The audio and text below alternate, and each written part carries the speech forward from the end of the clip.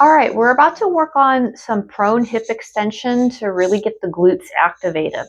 What we're going to need for this particular exercise is just maybe like a pillow or two so that when you're laying down, it's directly underneath our hip so that we have a little bit of range of motion to kick that hip back to activate the glutes.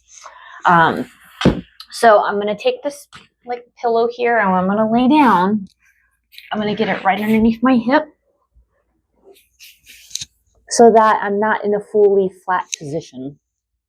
So for this particular exercise, what we're actually focusing on is making sure that we keep our low back relaxed, and we want all of the work coming from our glutes here, okay? Now, if you tend to use your hamstring too much, it can help to keep the knee a little bit bent versus locking it straight during the leg raise. And so in our sessions, we may talk about which one would be best for you.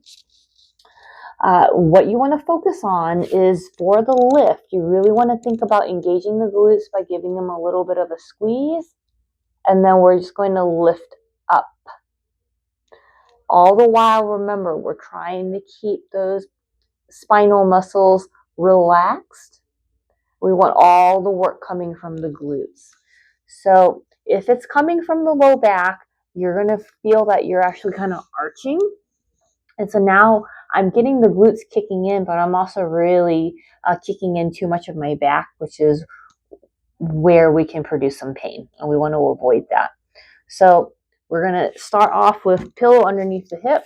And we're going to really focus on making sure we're engaging and squeezing the glutes to lift that leg up. Okay? Now, if you are hamstring dominant, we may add like a little bit of a knee bend. And then same thing, we're going to squeeze the glute and we're going to do a little bit of a lift up. Okay? And the pillow, again, is just so that there's a little bit more range of motion for you to go through versus if you're laying flat.